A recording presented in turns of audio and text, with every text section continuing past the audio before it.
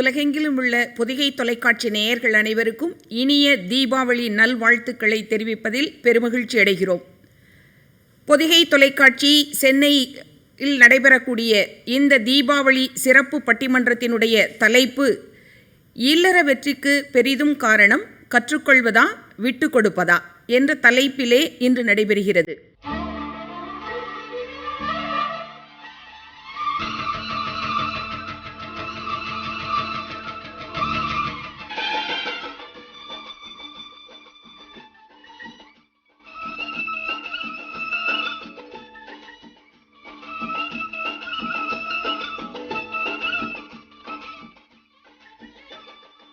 இல்லறம் என்றால் என்ன?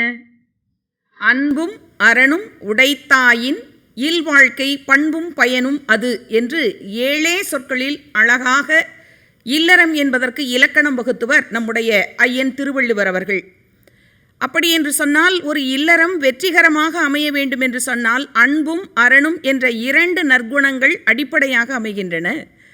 இப்போ இதில் ஆண்களுக்கு இந்த அன்பும் மரணம் அதிகமாக இருக்கணுமா, அல்லது கணவருக்கு இருக்கணுமா, அல்லது மனைவிக்கு இந்த அன்பும் அறமும் இருக்கணுமா, இல்லை 2 பேருக்கும் சேர்ந்து இருக்கணுமா? இந்த 2 பேர்த்துக்கு மட்டும் சேர்ந்து இருந்தால் போதும், நம்ம வீட்டில் இருக்கக்கூடிய அடுத்த தலைமுறை நம்முடைய மகன் அல்லது மகள் அல்லது குடும்ப உறவுகள் இவங்க எல்லாத்துக்குமே இது இருக்கணுமா? இப்போ இதுக்கு வேணும்னு சொன்னால் முதல்ல இந்த இல்லறத்தை பற்றி நம்ம கற்றுக்கணும் இல்லைங்களா? எங்கேயாவது ஒரு யூனிவர்சிட்டிலேயோ ஒரு கல்லூரியிலையோ அல்லது நம்ம பள்ளிக்கூடத்துலேயோ ஒரு பாடம் எங்கேயாவது இல்லறம் அப்படின்னா என்ன, இதுக்கு என்ன மாதிரி குவாலிஃபிகேஷன் வேணும் அப்படியெல்லாம் சொல்லி ஏதாவது நமக்கு வகுப்பு எடுக்கிறாங்களா? அதெல்லாம் கிடையாதுங்க. உலகத்திலேயே எந்த இலக்கியத்திற்கும் இல்லாத சிறப்பு தமிழ் இலக்கியத்திற்கு மட்டுமே உண்டு. அது என்னன்னு சொன்னீங்கன்னா, வாழ்க்கையை 2 பக்கங்களாக பிரித்து காட்டியது, ஒரு நாணயத்தினுடைய 2 பக்கங்களாக பிரித்து காட்டியது தமிழ் இலக்கியம் மட்டுமே. அகம் என்றும் புறம் என்றும் அதற்கு 400 பாடல்களை கொடுத்து அகநானூறு புறநானூறு என்று வாழ்வியலை ஒரு இல்லத்திற்குள் எப்படி வாழ வேண்டும், பல இல்லங்கள் சேர்ந்து இருக்கக்கூடிய ஒரு சமூகத்திற்குள் ஒரு மனிதன் அல்லது ஒரு இல்லற தலைவனும் தலைவியும் எப்படி வாழ வேண்டும் என்று அழகாக உலகத்திற்கே பாடம் சொன்ன ஒரு மொழி இருக்கிறது என்று சொன்னால் அது நமது தாய் மொழியாகிய தமிழ் மொழி மட்டும்தாங்க. அதை ரொம்ப பெருமையோடு சொல்லலாம்.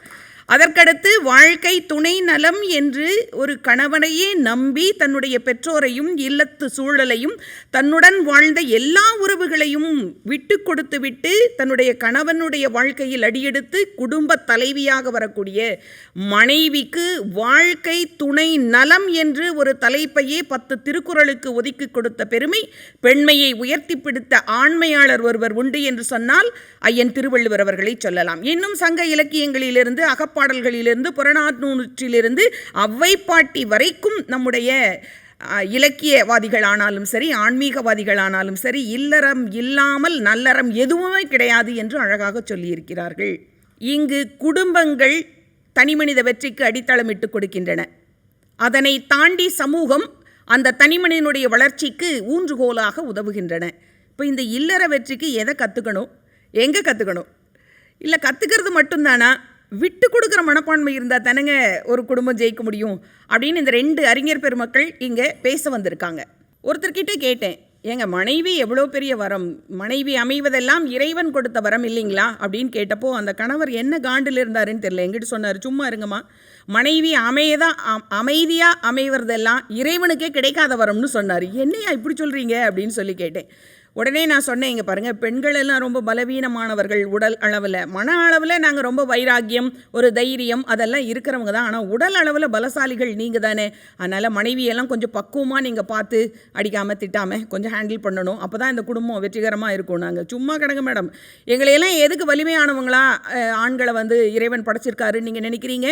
அவங்க கிரைண்டரில் மாவாட்டினாங்கன்னா அந்த கல்லை தூக்கி வச்சு சிங்கில் கழுவுறதுக்கு, அதே மாதிரி சிலிண்டரை உருட்டிட்டு அந்த சிலிண்டர் தீர்ந்து போச்சுன்னா அதை மாட்டி விடுறதுக்கு, இவங்க ஸ்கூட்டி ஓட்டுவாங்களாம், அது நடுவில் இருக்கிற அந்த இது ஸ்டாண்டை போடணும்னா நாங்கள் அதை இழுத்து பிடிச்சி ஸ்டாண்டு போட்டு வைக்கணுமா, இப்படி இவங்க பண்ணுற. அது மட்டும் இல்லை மேடம், இந்த லாஃப்ட்டுன்னு வீட்டில் ஒன்று வச்சுருக்காங்க பார்த்தீங்களா, அதில் பொருள் வைக்கிறதும் நாங்கள் தான், இறக்குறதும் நாங்கள் தான். இந்த மாதிரி வேலைகளுக்காக மட்டும்தான் கடவுள் இல்லறத்தில் எங்களுக்கு வலிமையை கொடுத்துருக்காரு. நீங்கள் பாட்டில் சும்மா கிடங்க, இந்த வலிமையை ஒன்று வச்சுட்டு எங்கள் தலையில் எவ்வளவு வேலைகளை கட்டுறாங்க தெரியுமா அப்படின்னு சொல்லிட்டு இந்த பக்கம் கணவர்மார்கிட்டேருந்து வரக்கூடிய ஒரு புகார். நான் சொன்னேன், என்னங்க இவ்வளவு தூரம் அன்பாக பேசிக்கிறீங்க, அப்படின்னு ஒரு முதியவர்கிட்ட கேட்டப்போ அவர் சொன்னார், இல்லறம்னா என்னங்கய்யா, இவ்வளவு ஒரு 60 ஆண்டுகள் நீங்கள் வாழ்ந்திருக்கீங்க, இல்லறம்னா நீங்கள் என்னன்னு நினைக்கிறீங்க அப்படின்னு சொன்னப்போ அவர் எளிமையாக சொன்னார், என்னை பொறுத்த வரைக்கும் மாற்றம் என்ற ஒன்றை தவிர எல்லாமே மாறுதலுக்கு உட்பட்டது, எதுவும் நிரந்தரமானது இல்லைங்க.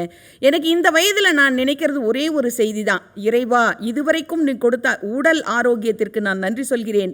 நான் கடைசி காலத்தில் போகிறப்ப கூட என் பிள்ளைங்களுக்கோ என் குடும்பத்தாருக்கோ யாருக்கும் எந்த தொந்தரவும் இல்லாமல் நான் நல்லபடியாக யாரையும் படுத்தாமல் போய் சேரணுமே அப்படிங்கிறதுக்காக தான் இறைவனை வேண்டிகிட்டு இருக்கேன் அப்படின்னு சொன்னார். பார்த்தீங்களா, இந்த 2 விஷயத்தில் பல விஷயங்கள் அடங்கியிருக்குங்க ஒரு வாழ்ந்த ஒரு பெரியவரினுடைய வாக்குமூலம். இன்னும் சொல்லப்போனால் ஒரு திருமணம் ஆகாத இளைஞன் கிட்ட கேட்டேன், என்னங்க உங்களுடைய பெட்டர் ஆஃப் பற்றி நீங்கள் என்ன நினைக்கிறீங்க? பெட்டர் ஆஃப் நல்லா அமைஞ்சிட்டாங்கன்னா பெஸ்ட் லைஃப் மேடம், இல்லைன்னா பிட்டர் லைஃப் மேடம் அப்படின்னு சொன்னார் அவர். ஓ இவ்வளவெல்லாம் இருக்கான்னு. இன்னொரு பையன் கிட்ட கேட்டப்போ சொன்னார், மேடம் எனக்கு வரக்கூடிய ஒய்ஃப் பாய் பெஸ்டியை தேடாத அளவுக்கு நான் நல்லவனாக நடந்துக்கணும் அப்படின்னு சொல்லி சொன்னாங்க. ஸோ இன்றைக்கி இருக்கக்கூடிய சூழல், இந்த கலாச்சாரத்தின் மீதான மேற்கத்திய தாக்கம் நம்முடைய முன்னோர்களினுடைய வேர்களை மறந்துவிட்டு அறிவியல் யுகத்தில் நானும் இணையாக சம்பாதி என்ற இலக்கிலே ஓடக்கூடிய ஒவ்வொருவருடைய வாழ்வியல் இலக்குகள் இல்லறத்தின் மீது எப்படிப்பட்ட தாக்கத்தை ஏற்படுத்துகிறது, இன்றைய சூழலில் இல்லறம் எப்படி நடைபெற்று கொண்டிருக்கிறது, அந்த இல்லறத்தினுடைய வெற்றி நாம் கற்றுக்கொள்வதிலா அல்லது விட்டுக் கொடுப்பதிலா என்ற தலைப்பிலே இன்று ஒரு ஆரோக்கியமான கருத்து மோதல்களை இந்த அரங்கத்திலே நாம் சந்திக்க இருக்கிறோம். வாருங்கள் நேயர்களே, உங்களோடு நானும் ஆவலாக காத்து கொண்டிருக்கிறேன். இல்லற வெற்றிக்கு பெரிதும் காரணம் கற்றுக்கொள்வதுதான் என்ற அணி தலைமையேற்று தன்னுடைய வாதங்களை முன் வைக்குமாறு மதுரையிலிருந்து இங்கு வருகை புரிந்திருக்கக்கூடிய நகைச்சுவை நாவரசு திருநாவுக்கரசு அவர்களை அன்புடன் அழைக்கிறேன். வருக சகோதரரே, தருக உங்களுடைய ஆழமான நகைச்சுவையான கருத்துக்களை. அன்னை தமிழே, அழகு பெரு நிலவே, உன்னை வணங்குகிறேன், உயிர் தமிழே நீ வாழ்க என எல்லாம் வல்ல தமிழை வணங்கி, சிறப்பான இந்த இனிய பட்டிமன்றத்தினுடைய நடுவர், அன்போடு கலந்த நெஞ்சம், அறிவோடு கலந்த சொல்லும், வன்போடு கலந்த மெய்யும் வாய்மையோடு கொண்டு சிறந்த தமிழை பயின்று திருக்குறளை அகத்தை கொண்டு நடமாடும் அறிவு களஞ்சியமாக வளம் வரக்கூடிய நடுவரை வணங்கி, அற்புதமான இலக்கிய வழக்கறிஞர்களையும் வணங்கி, எத்தனையோ இன்பம் நாட்டிலே உண்டு, அத்தனைக்கும் பெரிய இன்பம் பட்டிமன்றம் கேட்பதிலே உண்டு என்று மிகச்சிறப்பாக ரசித்து கொண்டிருக்கின்ற பொதிகை தொலைக்காட்சி நேயர் பெருமக்கள் அத்தனை பேருக்கும் தித்திக்கும் தீபாவளி நல்வாழ்த்துக்களை தெரிவித்துக் கொள்வதிலே பெருமகிழ்ச்சி அடைகிறேன். ஒரு அருமையான தலைப்பு, இல்லறம் என்பது விட்டு கொடுப்பதிலா கற்றுக்கொள்வதிலா. நடுவர் அவர்களே எதிரணியில் 2 பேரை பார்க்குறேன். அவங்க 2 பேர் விட்டு கொடுப்பதில்லை என்று உட்கார்ந்துருக்காங்க. உண்மையிலே விட்டு கொடுப்பதில்லை என்று பேசுவதற்கு அவர் 2 பேர் தகுதியானவர்கள். அவங்க மாமியாரை விட்டு கொடுத்துருக்காங்க, மாமனாரை விட்டு கொடுத்துருக்காங்க, நாத்தனாரை விட்டு கொடுத்துருக்காங்க, கொழுந்தனாரை விட்டு கொடுத்துருக்காங்க, மேலும் சொல்லப்போனால் எங்களை மாதிரி கணவர்களையும் விட்டு கொடுத்துருக்காங்க. வேற ஒன்றும் கிடையாது. ஆமாம், கணவர்களையும் அப்பப்போ விட்டு கொடுத்துருவாங்க. ஒன்றுமில்ல நடுவர்களே, எனக்கு திருமணம் முடிஞ்சு நானே என் மனைவியும் பஸ் ஏறி பஸ் ஸ்டாப்பில் உட்காந்துருக்கேன். 3 நாள் ஆச்சு. பஸ்ஸுக்கு வெளியில் நாய் குலைச்சிச்சு. அந்த என் மனைவியும் பேசல, நானும் பேசல. என் மனைவிட்ட நான் பேசணும் ஆசைப்பட்டு, அடி அங்கே பாரு உங்கள் சொந்தக்காரங்க பூரா குலைச்சிக்கிட்டு இருக்காங்கண்ணே. என் மனைவி சொன்னா, சும்மா இருங்க மாமா, உங்கள் குரலே உங்களுக்கு தெரியலையான்ட்டா. அன்னைக்கு நம்மளை விட்டு கொடுத்தாச்சு. ஒன்றும்ல, ஒரு நாள் கோவம் வந்துச்சு, மனைவியை பார்த்து சொன்னேன், உன்னைய கல்யாணம் முடிக்கிறதுக்கு ஒரு கழுதையை கல்யாணம் முடிச்சிருக்கலாம்னே. என் மனைவி சொன்னா, சும்மா இருங்க, சொந்தத்துலலாம் பொண்ணு எடுத்து கல்யாணம் முடிக்கக்கூடாதுன்ட்டா. எப்போனாலும் சிக்கல் சிரமமாக ஓடிக்கிட்டு இருக்கு. அந்த எதிர்நிலையில் உட்காந்துருக்காங்களே என் அருமை சகோதரி சங்கீத்ராதா, அவங்க மாமியாரை கூப்பிட்டு மதுரையில் மகாபாரத சொற்பொழிவுக்கு போனாங்க. 1 வாரமாக தொடர்ந்து கூப்பிட்டு போனாங்க.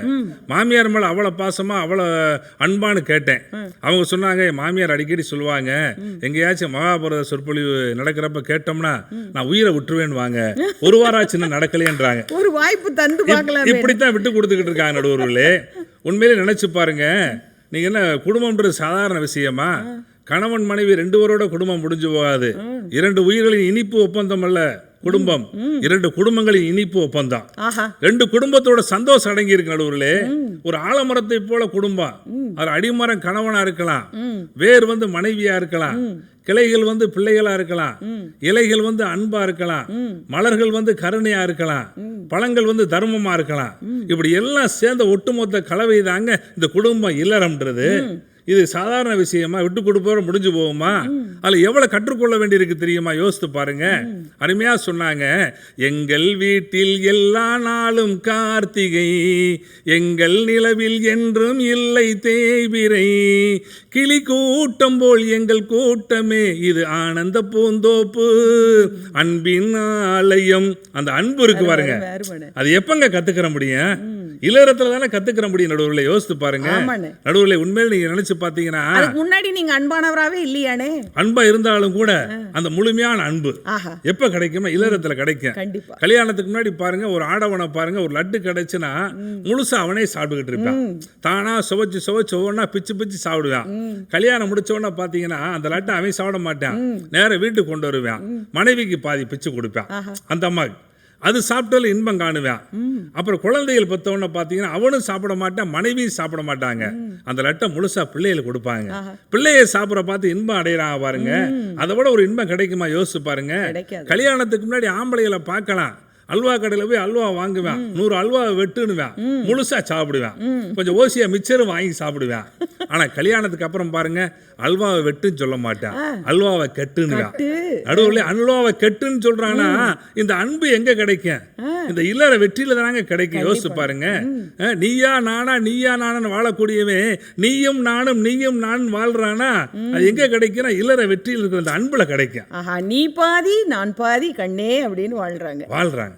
அழகா சொன்னாங்க, சின்னஞ்சிறு கூட்டுக்குள்ளே சொர்க்கம் இருக்கு, சின்ன சின்ன அன்பிலே தான் ஜீவன் இன்னும் இருக்குன்னா. பட்டாம்பூச்சி கூட்டத்துக்கு பட்டா எதுக்கு, பாசம் மட்டும் போதும் பெண்ணே காசு பணம் என்னத்துக்குன்னா. பொறுப்பு வரும் நடுவுல.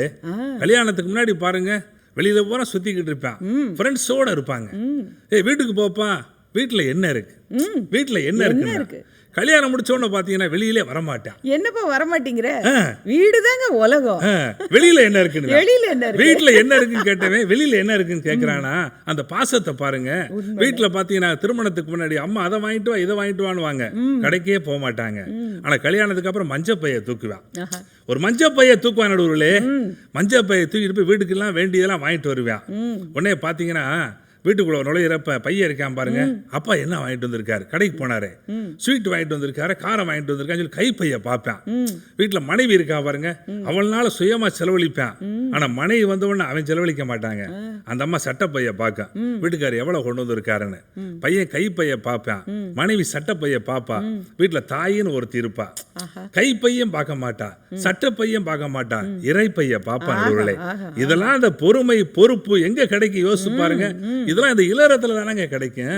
கவலைகளை கண்கள்ல சுமந்து, குடும்ப பொறுப்புகளை தலையில சுமந்து, மனைவியை நெஞ்சில சுமந்து, பிள்ளைகளை தோல்ல சுமந்து, அப்படியே வறுமையை வயிற்றுல சுமந்து அந்த குடும்பத்தை முன்னேற்றி கொண்டு வரானா, இந்த பொறுப்பை எப்படி கத்துக்கணும்? எவ்வளவு தியாகம் பண்ணி இருக்காரு, விட்டு கொடுத்திருக்காரு. கவிஞர் வாலி சொல்லுவார் பாத்திருக்கீங்களா, குழந்தை பாரம் உனக்கல்லவோ, குடும்ப பாரம் எனக்கல்லவோ, கொடியிடையின் பாரம் எல்லாம் 10 மாச கணக்கல்லவோ, மனைவியுடன் குழந்தையையும் ஒருவனாக சுமக்கின்றேன், சுமப்பதிலே சுகம் ஒன்றை மனதுக்குள்ளே ரசிக்கின்றேன். எப்படி சொல்றான் பாருங்க, மனைவியோடு குழந்தையும் ஒருவனாக சுமக்கின்றேன், சுமப்பதிலே சுகம் ஒன்றை மனதுக்குள்ளே ரசிக்கின்றேன்.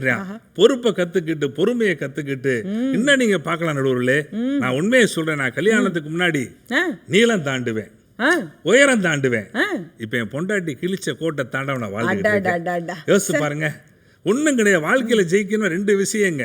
வீட்டுக்காரமா எந்த வேலை சொன்னாலும் சரிமா சரிமா சரிமா. அந்த அம்மா சொல்ற வேலையில தப்பு பண்ணோம்னா சாரிமா சாரிமா சாரிமா. ஒன்னு சரிமா, இன்னொன்னு சாரிமா. ஒரு சின்ன வித்தியாசம் நடுவர்களே. கொரோனாவுக்கும் மனைவிக்கு ஒரு சின்ன வித்தியாசம்.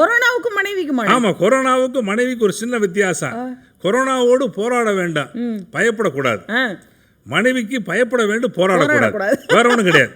உண்மையை யோசிச்சு பாருங்க. அதே மாதிரி அம்மாவுக்கு மனைவிக்கு ஒரு சின்ன வித்தியாசம். அம்மா சமையல் மனைவி சமையலுக்கு ஒரு சின்ன வித்தியாசம். சூடா சமைச்சு கொடுத்தா அம்மா சமையல், சுட வச்சு சமைச்சு கொடுத்தா மனைவி சமையல். வேற ஒன்றும் கிடையாது. சுவைய கூட நீங்க விட்டு கொடுத்துருக்கீங்க. எவ்வளவு விட்டு கொடுத்துருக்கோம்ப்பா, நாங்க செஞ்சுக்கிட்டு இருக்கோம் பாத்தீங்களா? எவ்வளவு விஷயங்களை கற்றுக்கொண்டிருக்கேன் நடுவுல. ரசத்துல புளிய கரைச்சா அம்மா சமையல், வயிற்றுல புளிய கரைச்சா மனைவி சமையலுங்க. எவ்வளவு காலங்கள் மாறிக்கிட்டு இருக்கு, எவ்வளவு விஷயங்களை கற்றுக்கொள்கிறோம். அமெரிக்க மண்ணின் பெருமை அரசியல், ஐரோப்பிய மண்ணின் பெருமை வாணிபம், இந்திய மண்ணின் பெருமை குடும்பம். நடுவுல இந்திய மண்ணின் பெருமை குடும்பம். இந்த நம்ம குடும்பம் சாதாரண குடும்பம் கிடையாது. அழகா சொன்னாங்க பாருங்க, கல்வி மகள் வாசம் செய்யும் வாசல் எங்கள் வாசல், கற்றவர்கள் தலை வணங்கும் கோவில் எங்கள் வாசல், செல்வ மகள் வாசமலர் வாழ வந்த வாசல் செல்வமுடன் புது மணமும் சேர வந்த வாசல் மணமகளே மருமகளே வா வா வலது காலை எடுத்து வைத்து வா வா குளம் இருக்கும் குணமகளே வா வா தமிழ் கோவில் வாசல் திறந்து வைப்போம் வா வா. இல்லறத்தினுடைய சிறப்பை பஞ்சு அருணாசலம் அற்புதமா சொன்னார் ஒரு பாடல்ல. மறக்க முடியுமா? ஒரு பெண்ணு பிறந்த வீட்டுல இருந்து புகுந்த வீட்டுக்கு வருவாங்க, எவ்வளவு விஷயங்களை கத்துக்கிறா யோசித்து பாருங்க. அடக்கத்தை கத்துக்கிறா, தியாகத்தை கத்துக்கிறா, பணிவை கடந்து கத்துக்கிறா, எல்லாத்தையும் எப்படி நடந்துக்கணும் கத்துக்கிறானா. இது இல்லறத்தினுடைய ஒரு மிக சிறப்பு இல்லையா? யோசிச்சு பாருங்க. பிறந்த வீட்டுல இருந்து புகுந்த வீட்டுக்கு வருவாங்க, தாலி போட்டு வருவான் நடுவர்களே. ஏன் தெரியுமா தாலி போட்டு வரா? தாயாகி தாலாட்டு பாடணும்னு.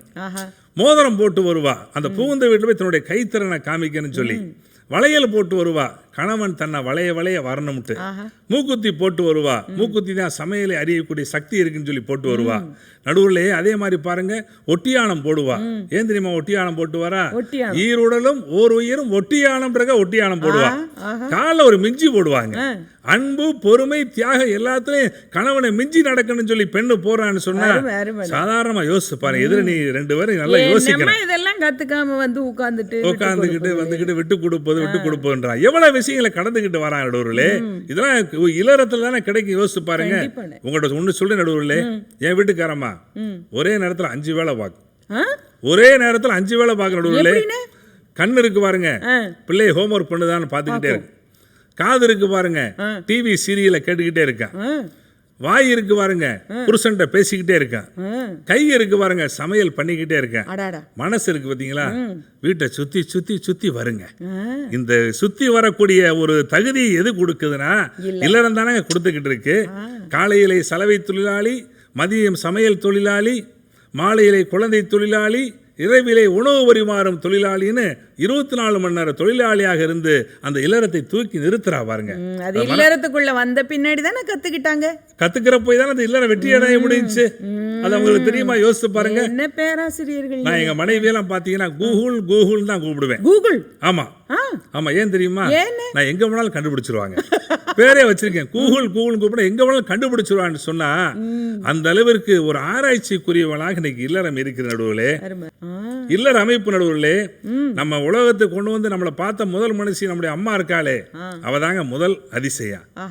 நம்மளை தோல்ல தூக்கி மார்பளை தூக்கி நம்மளையெல்லாம் பார்க்கிறாரு நம்முடைய தந்தை, தியாகத்தின் மறு உருவம். 2வது அதிசயம். பாசம்னா என்னன்னு சொல்லி காமிக்கிறாங்களே நம்முடைய உடன் பிறந்தவர்கள், 3வது அதிசயம். நம்மளை புரிஞ்சு கொண்ட நண்பர்கள் இருக்காங்களே, 4வது அதிசயம். ஒரு குடும்பத்துக்காக இருக்காங்களே கணவன் மனைவி, 5வது அதிசயம். அந்த குடும்பத்தில் பிள்ளைகள் இருக்கு பாருங்க நடுவர்களே, அந்த பிள்ளைகள் பிறந்தவொடனே நிறைய சுயநலம் காணாம போயிருது, 6வது அதிசயம். நம்மளை குழந்தைகளாக மாற்றுகிற பேரன் பேத்திகள், 7வது அதிசயங்க.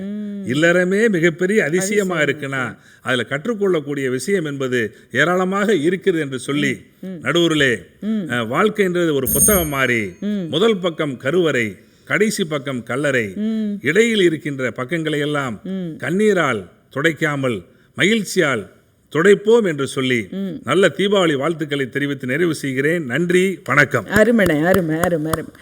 இல்லற வெற்றிக்கு பெரிதும் காரணம் கற்றுக்கொள்வதுதான்.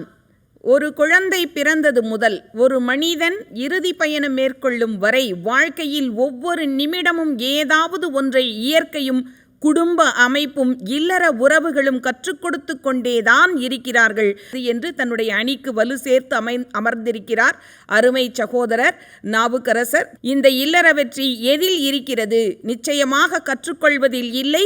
அந்த கற்றுக்கொண்டதை தன்னுடைய நடைமுறை வாழ்க்கையில் எவர் ஒருவர் விட்டு கொடுத்து போகிறார்களோ அவர்கள்தான் இல்லற வெற்றிக்கு பெரிதும் காரணமாக அமைவார்கள் என்பதை தன்னுடைய ஆழமான கருத்துக்களால் பதிவு செய்ய வருகிறார் அருமை சகோதரி பேராசிரியர் சங்கீத் ராதா அவர்கள். நடுவர் அவர்களே, தலைப்பு அருமையான தலைப்பு. இல்லற வெற்றிக்கு பெரிதும் காரணம் கற்றுக்கொள்வதா விட்டு கொடுப்பதா, இதான தலைப்பு. ஆமாம்மா.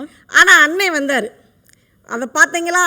அவர்கள் பெண்கள் எதெல்லாம் விட்டு கொடுத்துருக்காங்க பாருங்க. மாமியாரை விட்டு கொடுத்துருக்காங்க, குழந்தனாரை விட்டு கொடுத்துருக்காங்க, நாத்தனாரை விட்டு கொடுத்துருக்காங்க, கணவரையும் விட்டு கொடுத்துட்டாருங்க அப்படின்னு உண்மையிலே நடுவர் அவர்களே, நாங்கள் எங்கள் பெற்றோரை விட்டு கொடுத்தோம், திருமணத்திற்கு பிறகு உற்றாரை விட்டு கொடுத்தோம், உடன்பிறப்பை விட்டு கொடுத்தோம், உறவினரை விட்டு கொடுத்தோம், ஏன் நாங்கள் கும்பிடுகின்ற குலதெய்வத்தையும் விட்டு கொடுத்தோம். எங்கள் பெயருக்கு முன்னால் என்னுடைய தந்தையின் பெயர் இருந்தது திருமணத்திற்கு முன்பு. இப்ப எங்க அக்கா அசிலாக்கா பேசுறாங்கன்னா அசிலா அலிப் என்று இருந்தது திருமணத்திற்கு முன்பு. இப்ப திருமணத்திற்கு பின்பு பாருங்க, அசிலா மீரா. அப்பாவையே விட்டு கொடுத்துறோம், எங்க முன் எழுத்தையும் விட்டு கொடுத்துறோம். இதெல்லாம் விட்டு கொடுத்து வருவதனால்தான் இல்லறம் என்பது வெற்றி பாதையாக இருக்கிறது, இனிமையாக இனிக்கிறது. நடுவர்களே, வர்ற வழியில பார்த்தேன், அண்ணன் ஏடிஎம் மிஷினுக்கு போனாரு பணமெடுக்க. வேகமா திரும்பி வந்தாரு. ஒன்றும் இல்லை சங்கீத்ரா, மிஷின் சரியா வேலை செய்யல அப்படின்னாரு. என்ன அண்ணே, என்ன ஆச்சு? நானே பணமே வர மாட்டேங்குதுமா அப்படின்னாரு. கார்டை கொடுங்கண்ணே, நான் பார்க்குறேன் அப்படின்ட்டு வேகமாக கார்டை வாங்கிட்டு போய் நான் போட்டு பார்க்குறேன். ஏடிஎம் கார்டுக்கு பதிலாக மனுஷன் விசிட்டிங் கார்டை போட்டிருக்காரு. இதில் என்னத்தை அவர் கற்றுக்கிட்டாரு? ஒரு ஏடிஎம் கார்டை கூட சரியாக பார்த்து போட தெரியல. இதில் நாங்கள் கற்றுக்கொண்டோம். என்ன கற்றுக்கொண்டீங்க நடுவர்களை? காந்திஜி அவர்களும் கற்றுக்கொண்டார். சத்தியாகிரகத்தை இல்லறத்தில் தான் கற்றுக்கொண்டார். ஆனால் யாரிடமிருந்து தெரியுமா? கஸ்தூரிபாவிடமிருந்து கற்றுக்கொண்டார். இல்லறம் என்பது பள்ளிக்கூடமா? கற்றுக்கொள்வதற்கு இல்லறம் என்பது பயிற்சி கூடம். அது அங்கு செய்முறைதான் சிறப்பு. காந்தியடிகள் கற்றுக்கொண்டார், கஸ்தூரிபால் கடைபிடித்தார். இதுதானே சிறப்பு. இதுல எங்க வந்து நீங்க கத்துக்கிட்டோம் என்னத்தை கத்துக்கிட்டீங்க? மிக அழகாக சொல்வார்கள் நடுவர்களே, விட்டு கொடுத்தவர்கள் கெட்டு போனதில்லை, கெட்டு போனவர்கள் விட்டு கொடுப்பதில்லை. நீங்க என்ன பாராட்டுறீங்க? பாராட்ட கற்றுக்கொண்டோம், பாசமலை பொழிய கற்றுக்கொண்டோம். என்னத்தை பாராட்ட கற்றுக்கொண்டீங்க நீங்க? ஒன்றும் இல்லை, பக்கத்து வீட்டு கமலாக்கா தோசையை வார்த்து வீட்டுக்காரருக்கு ராமசாமி என்னாச்சிக்கு வச்சாங்க. ராமசாமி என்னாச்சிட்டு தோசை எப்படி இருக்குன்னு கேட்டாங்க. அடத்தோசை தோசை எப்படி இருக்குன்னு கேட்டாங்க. உனக்கு நல்லா இருக்குன்னு சொல்லணும். ராமசாமி என்னாச்சு சொன்னாரு, உங்க அம்மா மூஞ்சி மாதிரி இருக்குன்னு பொருத்தி வச்சுட்டாரு. ராக்கெட் சுறுசுறுன்னு ஆயிடுச்சு கமலாக்காவுக்கு. இரவு வந்தது, முழு நிலவு வந்தது. ராமசாமி என்னாச்சு கேட்டாரு, கண்ணே கமலா, அந்த நிலவை பார்க்கையில என்ன தோணுதுனாரு. கமலாக்காவுக்கு இங்க பாம்பு வெடி போல புசு புசு புசுன்னு இருந்துச்சு. உடனே கமலாக்கா சொல்லுச்சு, உங்க அப்பா சொட்ட தலை மாதிரி இருக்குன்னு. உடனே இப்ப ராமசாமி என்னாச்சு புஷ்வானம் ஆயிட்டார். இதுதானே இது உங்களுக்கு பாராட்ட கற்றுத்தறிதா? இல்ல யாராச்சும் விட்டு கொடுக்காத குடும்பம் இப்படித்தான் கெட்டு போகும் நடுவர்களே. உண்மையிலே அக்கம் பக்கத்தில் கடன் வாங்கி வைத்திருந்த அரிசி பருப்பையும் தன் கணவன் பாரதி காக்கை குருவிக்கும் இறைப்பதைக் கண்டு இதயம் நொந்துதான் போனால் செல்லம்மா, இதயம் நொந்துதான் போனால் செல்லம்மா. ஆனால் பாரதியை வசைப்பாடவில்லை செல்லம்மா. பாரதி அரிசியை சிட்டுக்குருவிக்கு இட்டு செல்வதை பார்த்து விட்டு சென்றவள் செல்லம்மா. பார்த்து விட்டு சென்றவள் செல்லம்மா. ஆனால் குடும்பத்தை விட்டு செல்லவில்லை, அந்த இடத்தை விட்டு செல்லவில்லை. அதுதான் நடுவர்களே, பார்த்து விட்டு சென்றவள் தான் செல்லம்மா. பார்த்து விட்டு சென்றாள். என்ன நினைக்கிறீங்க? ஒரு அன்பு, அந்த விட்டு கொடுத்தல் என்பது அர்ப்பணிப்பின் மறு அவதாரம் நடுவர்களே. உறவுகள் வெறும் வெற்றோட்டமாக இருந்தால், மேலோட்டமாக இருந்தால் வாழ்க்கை போராட்டமாக இருக்கும். உறவுகள் ஆழமாக இருந்தால் தான், அன்பாக இருந்தால் தான் வாழ்க்கை அழகாக இருக்கும் நடுவர்களே. உண்மையிலே சொல்கிறேன், தீபாவளி அன்னைக்கு பலகாரத்தை எடுத்துட்டு பக்கத்து வீட்டில் பார்வதி அக்காவுக்கு கொடுக்க போனேன். பார்வதி அக்கா வீட்டுக்காரு பரமசிவா அண்ணாச்சி ரொம்ப கோவக்காரு. பரமசிவா அண்ணாச்சி சாப்பிட்டுக்கிட்டு இருந்தார். கடுக்குனுச்சு நடுவர் அவர்களே, வாயில கடுக்குனுச்சு. எனக்கு இங்க திடுக்குன்னுச்சு. பார்வதி அக்கா பட்டக்குன்னு பக்கத்துல வந்துச்சு. ராமசாமி என்னாச்சு சடக்குன்னு கல்ல எடுத்து கையில வச்சாரு. அணுகுண்டு வெடிக்க போகுதுன்னு நினைச்சேன். ராமசாமி என்னாச்சு, பாரு நீ ஆக்குன சோத்துல இந்த ஒத்த அரிசி மட்டும் வேகல பாரு. உடனே பார்வதி அக்காவுக்கு மனசெல்லாம் மத்தாப்பு, அப்படி பூந்தொட்டியா சிரிச்சா. அந்த குடும்பம் தான் சங்கு சக்கரமாக அழகாக காட்சியளித்தது நடுவர் அவர்களே. இதுதானே இல்லற வெற்றி என்று சொல்வது. இதை விட வேற என்ன சொல்ல வேண்டும்? இல்லற வெற்றிக்கு விட்டு கொடுப்பதானே நடுவர்களே. இதை நிறைவாக ஒன்றை நடுவர்களே, இன்று நடந்து முடிந்த ஒலிம்பிக் போட்டியை நம்ம பார்க்கலாம். அழகாக 2 விளையாட்டு வீரர்கள், ஒரு நீளம் தாண்டுதல் போட்டி. கடைசியில இறுதி சுட்டுக்கு 2 வீரர்கள் மட்டும்தான். அந்த ஒரு வீரருக்கு குதிங்காலில் கடுமையான வலி. உடனே அந்த போட்டியிலிருந்து அவர் விலகி கொண்டார். இந்த மற்றொரு வீரர் என்ன செய்தார் தெரியுமா? உடனே அந்த மேலாளரை அணுகி கேட்டார், இப்பொழுது நானும் போட்டியிலிருந்து விலகி கொண்டால் என்ன செய்வது அப்படின்னு கேட்டார். மேலாளர் சொன்னார், நீங்கள் போட்டியில் இருந்தால் அவர் விலகிவிட்டதால் உங்களுக்குத்தான் தங்கப்பதக்கம். நீங்களும் போட்டியிலிருந்து விலகிவிட்டால் தங்கப்பதக்கம் இருவருக்கும் பிரித்து தரப்படும். உடனே அடுத்த நிமிஷமே அவர் சொன்னார், அந்த வீரர், நானும் போட்டியிலிருந்து விலகிக் கொள்கிறேன். உடனே அந்த விலகின வீரர், குதிங்காலில் வலி ஏற்பட்ட வீரர் ஓடி வந்து ஆறத் தழுவி கண்ணீர் சிந்தினார். பாருங்க, அந்த ஒலிம்பிக் போட்டியில் உலகமே அந்த நெகிழ்ந்த காட்சியை பார்த்து நெகிழ்ந்தது, உன்னத காட்சியை பார்த்து நெகிழ்ந்தது, கண்ணீர் விட்டது. நடுவர் அவர்களே, அவர் மட்டும் பங்கேற்று இருந்தால் தங்கப்பதக்கம் மட்டும்தான் அவருக்கு கிடைத்திருக்கும். அவர் பங்கேற்காமல் விட்டு கொடுத்ததால் அனைவர் உள்ளத்திலும் தங்கும் பதக்கம் அவருக்கு கிடைத்திருக்கிறது. ஒரு ஒலிம்பிக் போட்டியில அந்த ஒரு நிகழ்வே விட்டு கொடுக்கிறது இவ்வளவு பெரிய உலகத்து பார்வையாளர்களுடைய மனதுல சிம்மாசனம் இட்டு அமர்ந்திருக்குன்னா, வாழ்க்கை பயணம் முழுக்க விட்டு கொடுத்து போனால் அந்த இளரம் எவ்வளவு பெரிய வெற்றியாக இருக்கும். நிறைவாக சொல்லி முடிக்கிறேன் நடுவர்களே, விட்டு கொடுப்பது என்பது இழந்து நிற்பது அல்ல. விட்டு கொடுப்பது என்பது இழந்து நிற்பது அல்ல, இணைத்து நிற்பது. விட்டுக் கொடுப்பது என்பது விலகிச் செல்வதல்ல. விட்டுக் கொடுப்பது என்பது விலகிச் செல்வதல்ல, விதைத்து செல்வது என்று கூறி இல்லறத்தின் வெற்றிக்கு பெரிதும் காரணம் விட்டுக் கொடுத்தலே என்று கூறி விடைபெறுகிறேன். நன்றி, வணக்கம். அருமைமா, அருமை. இல்லறம் என்பது யாரும் முன்னே பயிற்சி எடுத்து கொண்டு வரக்கூடிய ஒரு தளம் அல்ல, ஒரு வாழ்வியல் பயணம் அல்ல. நிச்சயமாக இல்லற வெற்றி கற்றுக்கொள்வதில்தான் இருக்கிறது என்பதை தன்னுடைய அணிக்கு வலு சேர்க்கும் விதமாக மதுரையிலிருந்து கவிஞர் மீரான் அவர்கள் வருகிறார். 1000 உறவுகள் இருந்தாலும் அன்னையைப் போல் வருமா, 1000 தொலைக்காட்சியில் இருந்தாலும் எங்கள் சென்னை பொதிகை தொலைக்காட்சியைப் போல் வருமா என்று கூறி பொதிகை தொலைக்காட்சி நேயர்களுக்கு பண்டிகை கால வாழ்த்துக்களை தெரிவித்துக் கொண்டு, நடுவர் அவர்களே, இல்லற வெற்றிக்கு கற்றுக்கொள்வதுதான் வெற்றிக்கு காரணம். நடுவர் அவர்களே, அந்த சங்கீத் ராதா வந்து பேசினாங்க. என்ன பேசினாங்க? நாங்கள் விட்டு கொடுத்தோம். என்ன விட்டு கொடுத்தாங்கன்னு எனக்கும் தெரியல. நடுவர்களே, மலர்களின் சங்கமம் நறுமணம், 2 மனங்களின் சங்கமம் திருமணம் சொல்லியிருக்காங்க. அந்த திருமணத்தில் இவங்க எதுவுமே விட்டு கொடுக்கறதே இல்லையே. வந்து என்ன சொன்னாங்க? பாரதி செல்லம்மாவை பற்றி சொன்னாங்க. நான் கேட்க, நீங்கள் கூட செல்லம்மாவை பற்றி அழகான கருத்துக்கெல்லாம் சொன்னீங்க. நான் கேட்குறேன், இன்னைக்கு செல்லம்மா மாதிரி ஒரு மனைவியை என் கண்ணில் காட்டுங்க பார்ப்போம். வள்ளுவர் வாசியை பற்றி படிச்சிருக்கான். வள்ளுவர் வீட்டில் உட்காந்துருக்காரு, வாசி கிணத்துல தண்ணி இறைச்சிக்கிட்டு இருக்காங்க. திடீர்னு வள்ளுவர் என்ன பண்ணுறாரு? அம்மா வாசின்னு கூப்பிட்றாங்க. கூப்பிட்டுன வாசி அங்கேருந்து பறந்து வர்றாங்க. வாசி விட்டுட்டு வந்த அந்த வாளி கிணத்துல அப்படியே பாதியிலே நிற்கிது. அதிசயமாக இருக்குது, பாதியிலே நிற்கிது. நான் இதை படிச்சுட்டு எங்கள் வீட்டில் நான் எங்கள் வீட்டுக்காரம்மா அம்மான்னு கூப்பிட்டேன். எங்கள் வீட்டுக்காரம்மா கிணத்துலேயே நிற்கிது, வாளி மட்டும் பறந்து வருது.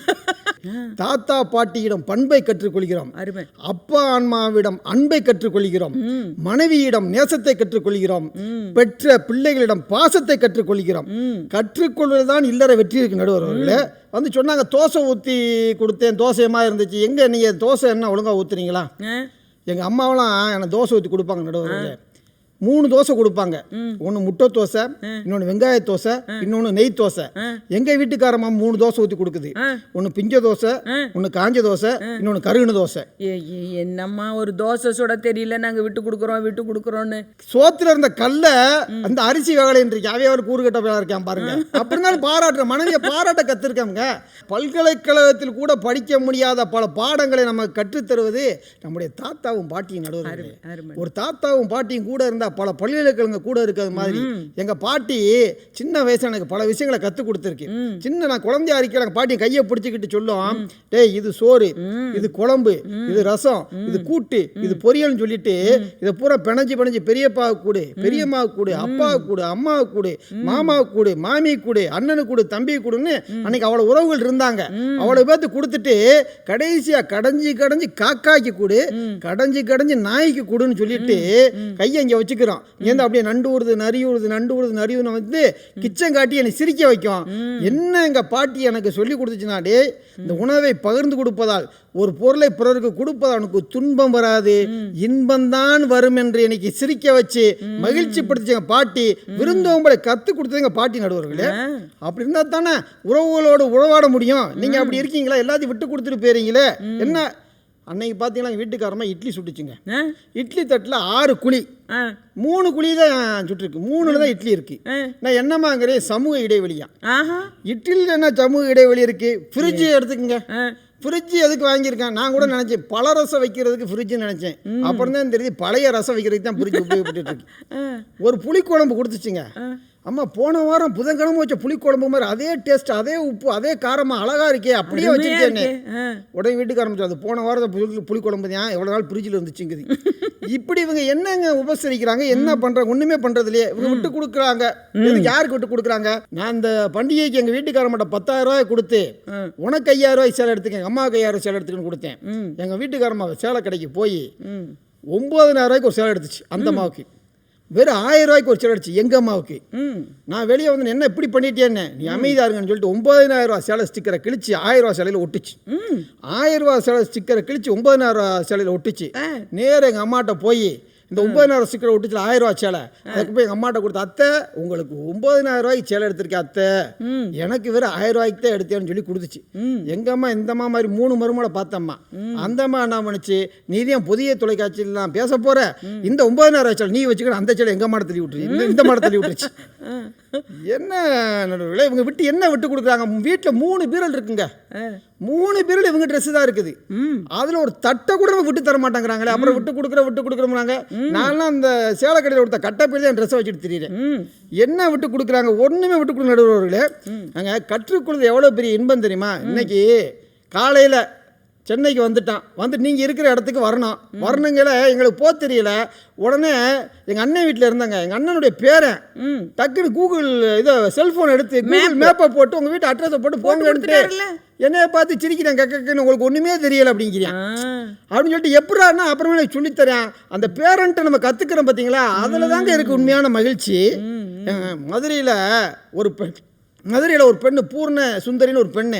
அதோடைய சிறப்பு என்னன்னா, இப்போ நடந்து முடிந்த IAS தேர்வில் பாஸ் பண்ணிச்சு. தமிழ்நாடு அளவில் 7வது இடம் பூர்ண சுந்தரி எடுத்துருந்துச்சு. அதில் என்ன ஒரு சிறப்புனா, அந்த அம்மா பார்வையற்ற ஒரு மாற்றுத்திறனாளி. அந்த அம்மா IAS தேர்வில் இந்திய அளவில் 267 இடம் எடுத்துருந்துச்சு. எல்லாரும் பாராட்டினாங்க.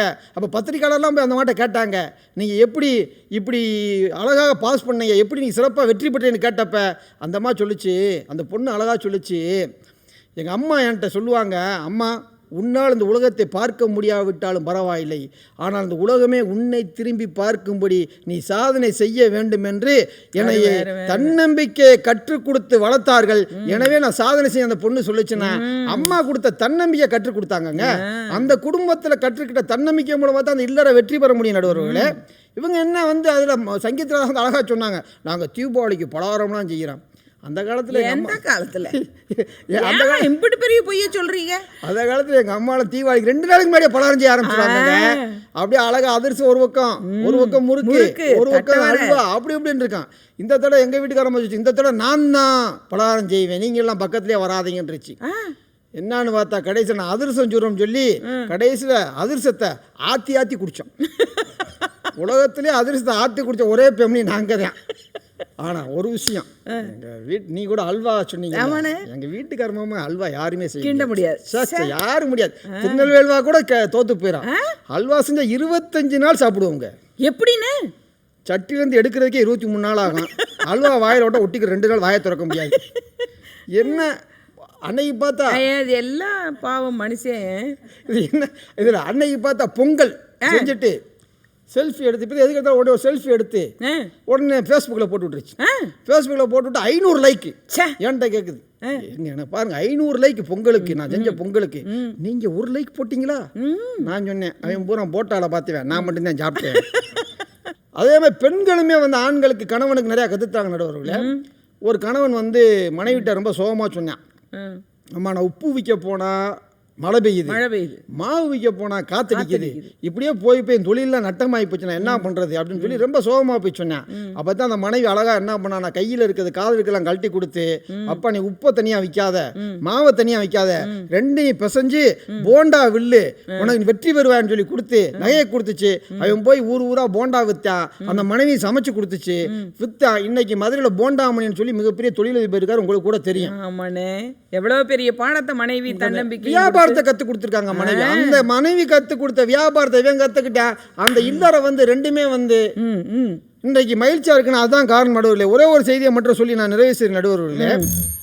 ஒரு சின்னப்பா எழுதின ஒரு கவிதை, தென்னந்தோப்பை பெரியப்பா எடுத்துக்கொண்டார், வாழைத்தோப்பை என்னப்பா எடுத்துக்கொண்டார், மாடி வீட்டை சித்தப்பா எடுத்துக்கொண்டார், வீட்டில் இருந்த நகைகள் எல்லாம் என் அத்தைகள் எடுத்துக்கொண்டனர், கடைசியில் அம்மியையும் ஆட்டுக்கல்லையும் கூட அவர்கள் எடுத்துக்கொண்டார்கள்.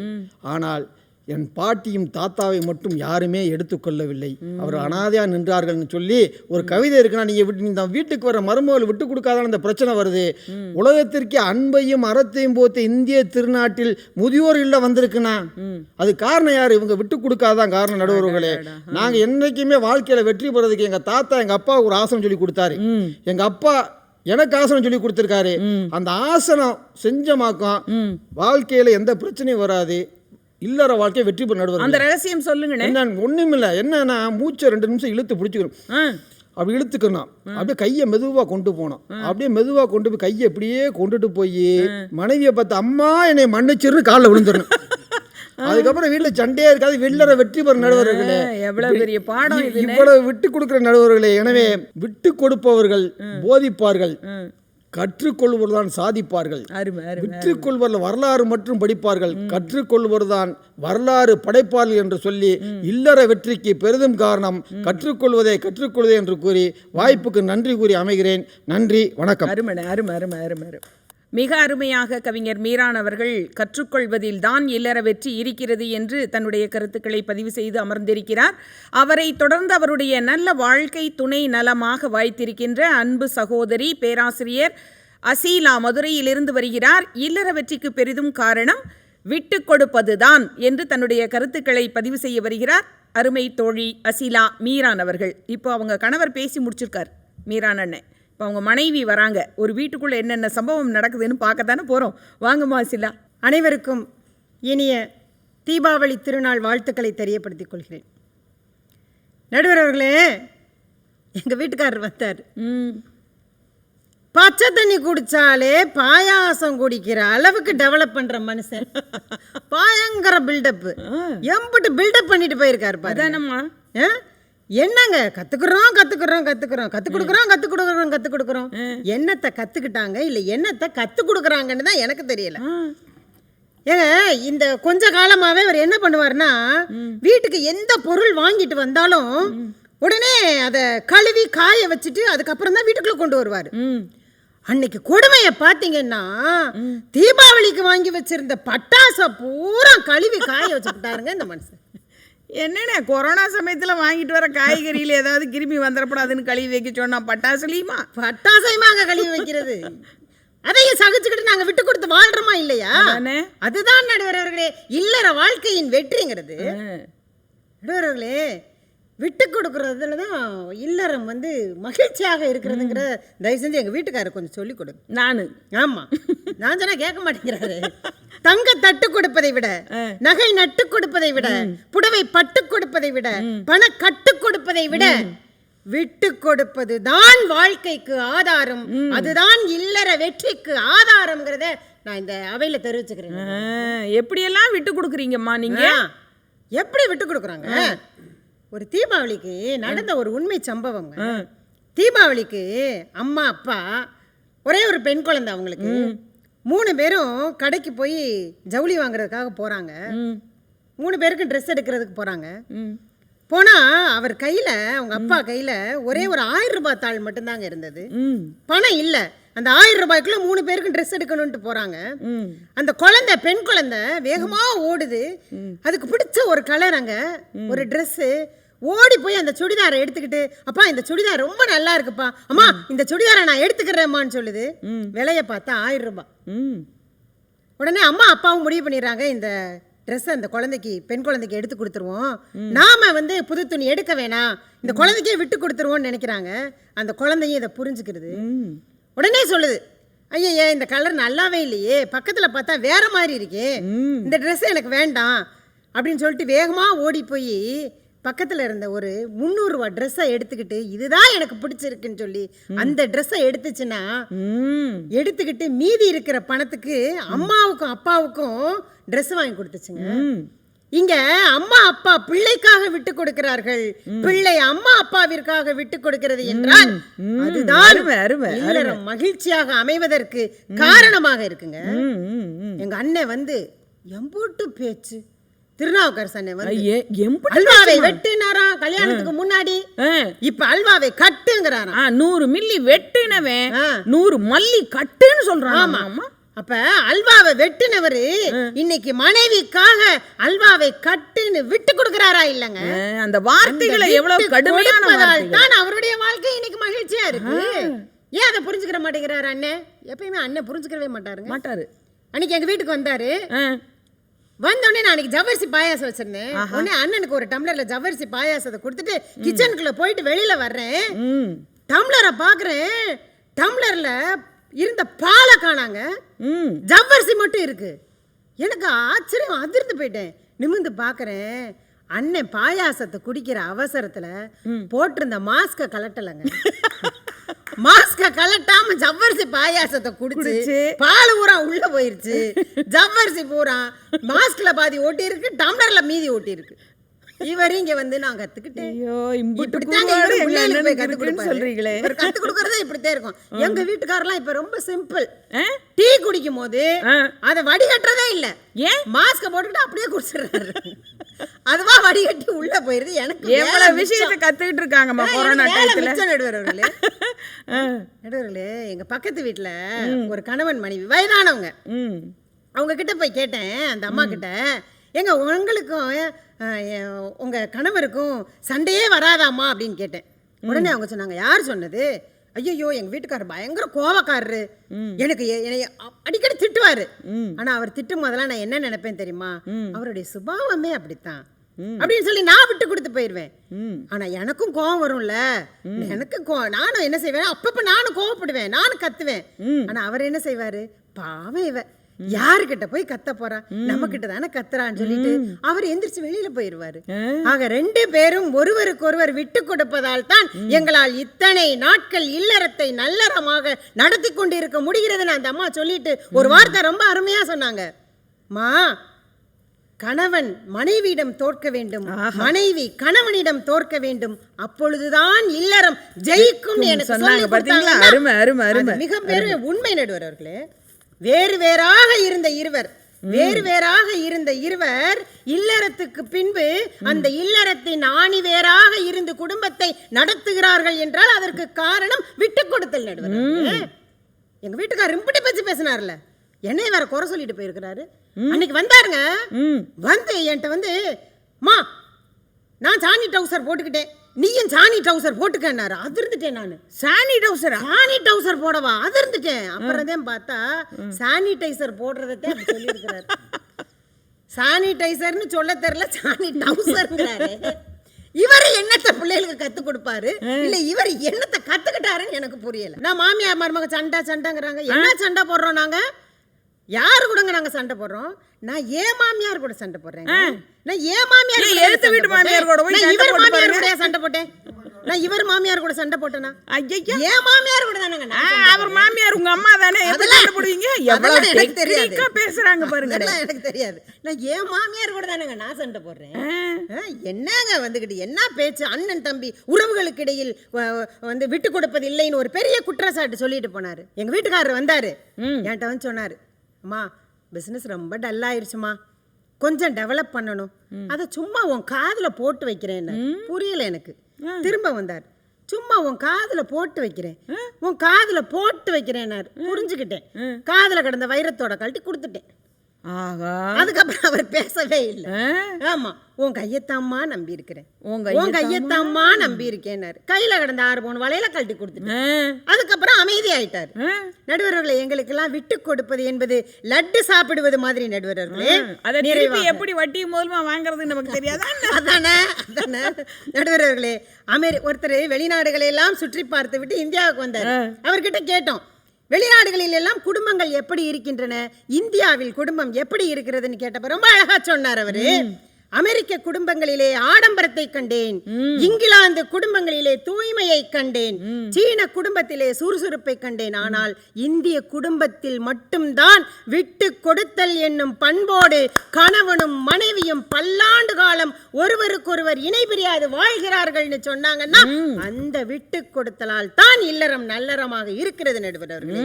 கோபத்திலும் கெடுதல் செய்யாத அப்பா, திட்டினாலும் நாம் அழும்போது தானும் அழும் அம்மா, ம் அடித்தாலும் அடம் பிடித்தாலும் அன்போடு இருக்கும் தங்கை, ம் சண்டை போட்டாலும் நம் நலன் காக்கும் மன்னன், இப்படி அத்தனை உறவுகளும் இணை பிரியாமல் நம்மோடு ஒட்டி உறவாடி கொண்டு இருக்கிறது என்றால் அதற்கெல்லாம் காரணம் விட்டு கொடுத்தல் என்னும் அந்த ஒரு பண்புதான் நடுவர்களே. எனவே இல்லற வெற்றிக்கு பெரிதும் காரணமாக இருப்பது விட்டு கொடுப்பதே, விட்டு கொடுப்பதே என்று கூறி வாய்ப்பிற்கு நன்றி கூறி விடைபெறுகிறேன். நன்றி, வணக்கம். அருமை அருமை அருமைமா. மேற்கத்திய நாடுகளினுடைய இல்லறம் அப்படிங்கிற ஒரு அடிப்படை வேறுபாடை நம்ம புரிஞ்சுக்கிட்டு இந்த தலைப்புக்குள்ளே போனோன்னா மிக நேர்த்தியாக இதை நம்ம கண்டுபிடிச்சிட முடியும். மேற்கத்திய நாடுகளினுடைய குடும்பம் அப்படிங்கிறது ஒரு ஃபேமிலி அக்ரிமெண்ட். இது நானும் நீயும் போட்டுக்கிற ஒப்பந்தம். ஒரு கணவனும் மனைவியும் பேசிக்கிறாங்க, உன்னுடைய குழந்தையும் என்னுடைய குழந்தையும் நம்முடைய குழந்தைகளோடு விளையாடி கொண்டிருக்கின்றன அப்படின்னு சொல்லும் பொழுதே இதற்கு கணவனுக்கு மனைவி மீதும் மனைவிக்கு கணவன் மீதும் இருக்கின்ற உண்மையான அன்பினுடைய ஆழம் விடுபட்டு போயிருக்கிறது அந்த மேற்கத்திய குடும்பங்களினுடைய உறவு கலப்பில். ஆனால் இந்திய தேசத்தினுடைய இல்லறம் என்பது எப்படி இருக்கிறது என்று சொன்னால், ஒருவனுக்கு ஒருத்தி, இந்த இப்பிறவிக்கு இரு மாதரை என் சிந்தையாலும் தொடேன் என்று சொன்ன அந்த ஸ்ரீராமனினுடைய ஆளுமை மிக்க குடும்ப அமைப்பு இந்திய தேசத்தினுடைய குடும்பத்தினுடைய அடிநாதமாக விளங்குகிறது. அதனால தான் ஐயன் திருவள்ளுவர் சொன்னார், தற்காத்து தற்கொண்டான் பேணி தகை சான்ற சொல் காத்து சோர்விலாள் பெண் என்று மிக அற்புதமாக ஐயன் திருவள்ளுவர் சொன்னார்.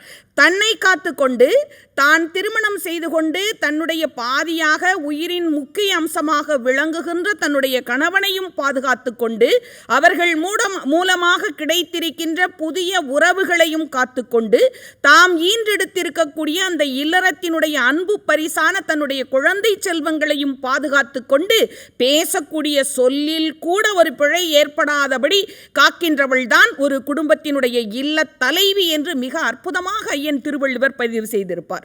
ஒவ்வொருத்தரும் ஒரு தனித்துவம் மிக்கவர்கள். ஒரு கணவனானாலும் சரி மனைவியானாலும் சரி திருமணத்துக்கு முன்னாடி எப்படி இருந்திருப்பாங்க அப்படின்னா, அந்த ஆம்பளை பையன் வீட்டில் அந்த இளைஞன் எப்படி இருப்பான்னா, எல்லாமே அவங்க அம்மா அப்பா செஞ்சுருப்பாங்க. அந்த பையனுக்கு தனக்கு தேவையானதை முதல் ஒரு மரியாதையாக அந்த பையன் அந்த குடும்பத்தில் எடுத்துகிட்டு இருந்திருப்பான். அந்த பொம்பளை பிள்ளைய எப்படி வச்சுருப்பாங்கன்னா, அந்த அப்பா கண்ணுக்குள்ளே வச்சு வளர்த்துருப்பார், அந்த அம்மா மனசுக்குள்ளே பொத்தி பொத்தி வளர்த்துருப்பாங்க. தன்னுடைய உடன் பிறந்த அண்ணன் தம்பிகள் எல்லாமே தன்னுடைய குடும்பத்தினுடைய கௌரவம் நம்முடைய உடன் பிறந்தவள் அப்படின்னு சொல்லிட்டு வெளியில் போகிறப்பெல்லாம் ஒரு பாடி கார்டு மாதிரியே கூட போயிட்டு பாடி கார்டு மாதிரியே கூட்டிகிட்டு வருவாங்க. எதுனாலும் எங்கிட்ட சொல்லுமா, அண்ணன் இருக்கேன் நான் பார்த்துக்கிறேன், தம்பி இருக்கேன் நான் பார்த்துக்கிறேன்க்கா, நீங்கள் ஒன்றும் கவலைப்படாதீங்க, எதுனாலும் பார்த்துக்கலாம் அப்படின்னு சொல்லி ஒரு உடையில் சிறு திருத்தம் இருந்தாலும் கூட இங்கே பாரு என்ன பாரு அப்படின்னு தன்னை பார்த்து திரும்பி நிற்க வச்சு அந்த உடையை திருத்தம் பண்ணிட்டு வெளியில் வா என்று கட்டளை எடுக்கக்கூடிய அன்பு சகோதரர்களை இன்றைக்கும் நான் பார்த்துட்ருக்கேன் அந்த குடும்பத்துக்குள்ளே. அதே மாதிரி மூத்த அக்கா கடைசி தம்பிகளுக்கோ தங்கைகளுக்கோ மறு தாயினுடைய உருவமாகவே அந்த வீட்டில் இருந்திருப்பாங்க. ஏன்னா நிறைய குடும்பங்களில் பார்க்குறேங்க, இளமையில் ஒரு தந்தை தன்னுடைய குடும்பத்திற்காக தான் சம்பாதிக்கின்ற அதற்காக அவர் கொடுக்கின்ற உழைப்பு இருக்குது பார்த்தீங்களா, அந்த தியாகமெல்லாம் ஈடு இணை இல்லாத தியாகம்ங்க. ஒரு தாயினுடைய உழைப்பு எல்லாத்துக்கும் கண்ணுக்கு தெரிஞ்சிடும். ஆனால் ஒரு தந்தையினுடைய உழைப்பு வெளியிலே தெரியாத ஆணி வேரை போன்ற உழைப்பு, ஒரு தந்தையினுடைய தியாகம் அந்த குடும்பத்தில் இருக்கும்.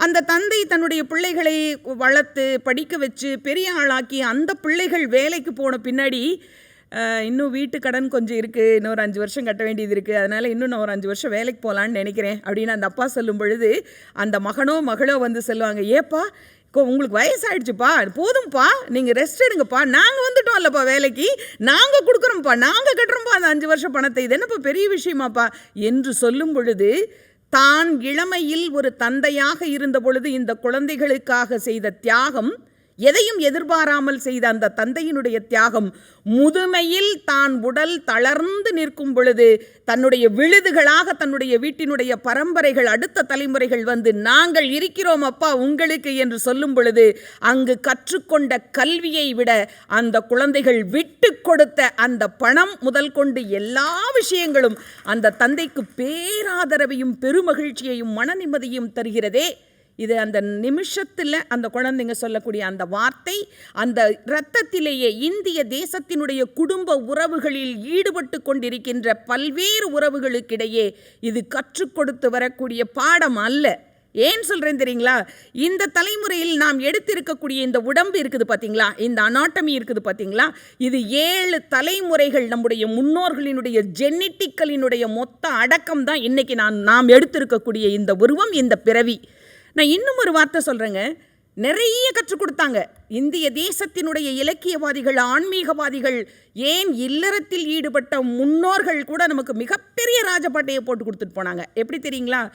வீட்டுக்குள்ள ஒரு பொண்டாட்டிக்கும் புருஷனுக்கும் இடையில 1000 கருத்து வேறுபாடுகள், அன்புகள், மோதல்கள், உரசல்கள் இருந்தாலும் கூட 4 சுவத்துக்குள்ளே தான் இருக்கணும், இந்த வீட்டை தாண்டி மற்றவங்களுக்கு தெரியக்கூடாது என்று சொல்லி கொடுத்த அந்த பாடம்.